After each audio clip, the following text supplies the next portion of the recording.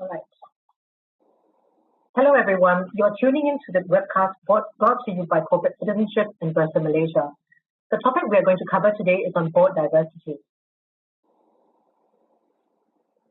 Before we begin, allow me to share a little bit about this webcast. This webcast is brought to you by Bursa Malaysia as part of its program to strengthen knowledge on corporate sustainability and governance for the long-term success of Malaysian companies. My name is Junis, and I'm the Director for Southeast Asia Corporate Citizenship, and we specialize in sustainability and corporate responsibility matters, and we're proud to be the knowledge partner to Bursa Malaysia. A quick outline of what we will cover today in this webcast. Firstly, we will talk about presenting the case for diversity and why it matters. Secondly, we will talk a little bit about achieving the right balance toward diversity. And the third segment, we will talk about what can stakeholders do when we're looking forward towards achieving board diversity. So as mentioned earlier, about this topic on board diversity, this has been a topic of growing interest within boards today. And not surprising, it is often a challenging one for companies to adopt. Before we begin, allow me to define what diversity sets out to achieve. Diversity within the corporate room means having a range of many people that are different from each other. And board diversity aims to cultivate a broad spectrum of demographic attributes and characteristics in the boardroom. There is, however, no uniform definition of board diversity. And traditionally speaking, one can consider factors such as age, race, gender, educational background, and professional qualifications of the directors to make the board less homogeneous. Some may also interpret board diversity by taking into account such less tangible factors such as life experience and personal attributes. As you can see here, this is a study done by INSEAD, and it looks into how boards will look like in the next 10 years. And one of the things that it found was that among the most significant emerging trends for companies in the next 10 years is that boards will be much more diverse than it is today. The most obvious aspect of this is that more females will appear in boards, but also the variance in terms of age, background, experience, and expertise is expected to be much more prominent in the years to come. There are many reasons why board diversity matters in organizations today. Company boards featuring greater diversity for women, for example, have shown to offer a much broader range of insights. It helps sharpen competitiveness and helps to identify potential risks in a fast-changing business world. Under Bursa Malaysia's latest code of governance, under Bursa Malaysia's latest code of corporate governance guide, the practice notes that sets out to achieve these things are as follows. In practice note 4.4, the appointment of board and senior management are based on objective criteria, merit, and with due regard for diversity in terms of skills, experience, age, cultural background, and gender. And in practice note 4.5, the board discloses in its annual report the company's policies on gender diversity, its targets, and measures to achieve these targets. For large companies, for example, this means that the board must have at least 30% of women directors. You can find more about this in its Code of Corporate Governance Guide, and that's available online. Now let's move on quickly to the topic in terms of how board diversity is doing worldwide. As you can see here, this is a slide that shows progress of women on boards by country. This study was done, started in 2015 and carried on in 2016 and 2017. And as you can see here, countries such as Norway, the UK, Australia, Canada, US, and New Zealand have pretty progressive progress in terms of how women are represented in the boards today. However, if you look at what's happening closer to home, you'll find that women represented on boards is significantly less than our European and American counterparts. Now, this is consistent to what we're seeing on the regulatory front as well. Increasingly in Asia, we see the trend going upward, meaning to say there are a lot more representatives of women on boards today. However, as you can see in these 4 different stock exchanges in the market, in the region here, the types of regulation that's happening is quite different. Essentially, the stock exchanges have taken a strong stance with getting companies to look at diversity at the top most seriously. But diversity here is being addressed in two different fronts. Firstly, gender diversity, and secondly, the makeup and tenure of independent directors. The regional stock exchanges here have recognized the long-term benefits to companies having a diverse makeup of directors at the top. And so we are seeing very progressive movements by exchanges to ensure that diversity is continuously being internalized into governance structures in companies today. So here, for example, for Bursa Malaysia, under gender diversity, there is already a quota in which large companies should have at least 30% of women. However, when you look at the other stock exchanges around, they have different types of policies and recommendations for their public listed companies within their market. And when it comes to independent directors, again, you see a variation of the way the stock exchanges are recommending these PLCs to take their stand towards having more independent director being represented on their board. And so without further ado, I'm delighted to be joined by my two very qualified leaders, thought leaders in this topic of board diversity. Thankfully, we also achieved a very nice gender balance here. I'm very pleased to have Sunita Rajakumar and Johan Raslan who are veterans in the corporate scene and who are actually on boards as independent directors themselves. Sunita and Johan, would you like to say hello to our audiences? Hi, everyone. I'm an independent chairperson of two listed companies on Bursa Malaysia.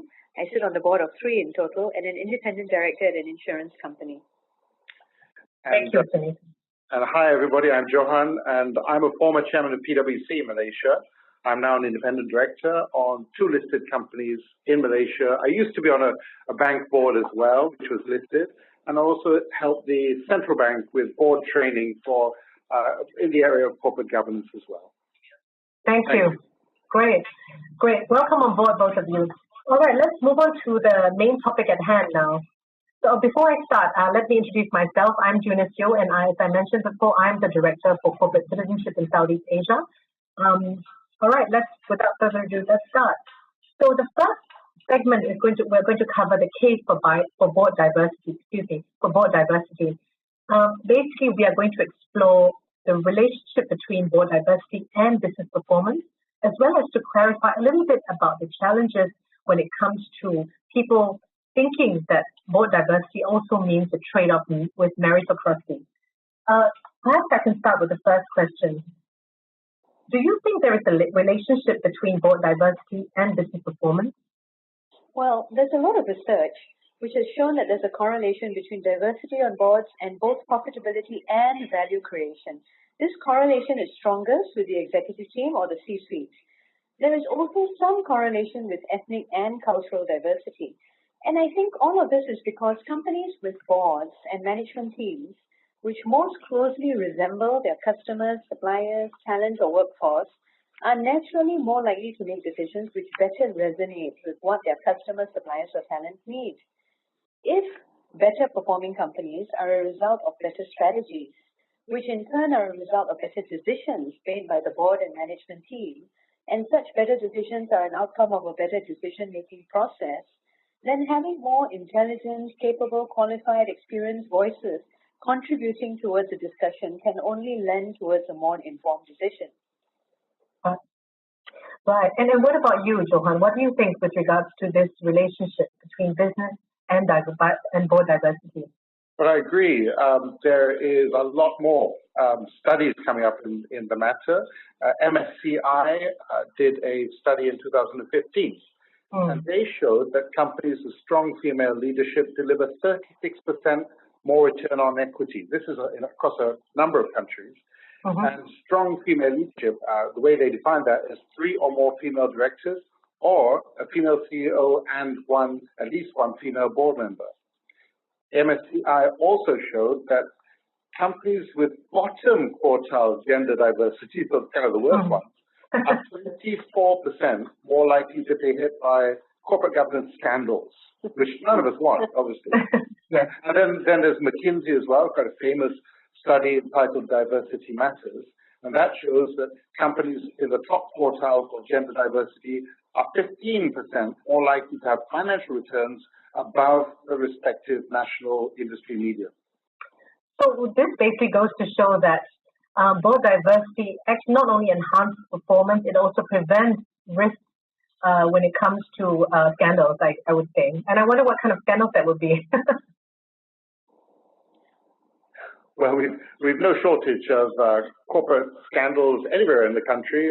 Look, you should just see the latest one, Carillion in the UK, for example. You know, they are everywhere if you don't have good governance. Yes, that's true. So one of the things that many critics have expressed when it comes to the topic of board diversity is that meritocracy, which obviously means hiring the best, based on the best, and diversity are basically trade-offs, meaning to say you cannot have one or the other. You cannot have one and the other. You have to have one or the other. What is your take on this matter? Well, this seems to imply that merit and diversity are mutually exclusive, that you can't have one without. So I'm resistant to a stereotype because you can have a board appointed by merit comprising one gender which has diverse backgrounds and views. But in the national context, let's take a look at this. If you consider that many or the majority of the top performing graduates are women, that women have proven they are articulate, they can deliver above expectations, they bring considerable value to a business, they're comfortable with ambiguity, then it's only logical and natural that if we do have the best interest of the company in mind, we should be reaching out to them, making it easier for a firm's valuable assets or their high performers to stay in the organization instead of having to choose between other priorities. We should be developing a clear career progression for them, including being promoted to the C-suite and to the board of directors. There is also a cultural aspect to this discussion. I have visited homes where a drink is served to my husband, but not to me. I know of families where the bulk or of all of the wealth was inherited by the son in the family, not the daughter. Just half a century ago, girls below the age of consent were being married off. And in some places, this is still happening. So I think it's important that we recognize that we are in a transition where an increasing number of women who are educated, qualified, capable, talented, experienced, they're stepping up and they're wanting to contribute towards national growth or to earn for their family. There are plenty of extremely qualified and capable, passionate, committed women who would be a great asset on any board. And any company which does not have access to such a network might think that they are settling. But whereas the real solution should be that they should be widening the search. Yes. Do you think, if you don't mind me just holding on that point, do you think it's partly because women themselves are not confident enough to apply for the top jobs? Well, sure, definitely. And I think further on in this podcast, we're going to be talking about practical advice as to what works. But yes, definitely, when you're coming across a cultural transition like this, it is men and women alike that need to change their minds about new expectations. Johan, what about you? What is your point on this? Well, I also disagree that meritocracy and diversity are trade-offs. I think meritocracy comes together with diversity, in fact, probably leads to more diversity. That's because I've actually seen boards look more seriously into making themselves more diverse. My country, Sunetra's country, is Malaysia, part of ASEAN. We are fortunate in Malaysia and have large numbers of women professionals, fields which are very much sought after for boards, especially accountancy, financial services, and the law. Engineering, that are used to the companies, it will soon, I'm sure, follow as well, because demographics that Sunita referred to is seeing to that. So long as boards are serious about how they go about selecting directors, I think they'll find the people they want and the women they want. Women can also underperform, right? Just as much as men. We're all human beings. But boards need to put the work into the selection process and do that selection well, just like with the same kind of rigor that they will put into, selecting a vice president, a managing director, etc. Above all, by conducting serious and proper interviewing. Yeah. Now, when I talk to directors in the training I conduct for bank directors, I find that banks are more and more interviewing very rigorously. And we're finding that banks are actually turning down people if they fail an interview. And just 10 years ago, this would be really unheard of, but it's happening now. So things are moving very fast. Yes, that is true. I do agree. Sometimes it helps to have policies in place in a way so that you can institutionalize such a approach in a way rather than to have them ad hoc, I would say. Okay, great. Well, you are tuning into the webcast on why board diversity matters. In the next segment, we will be discussing with Sunita and Johan more about their views on translating diversity into practice. So stay tuned.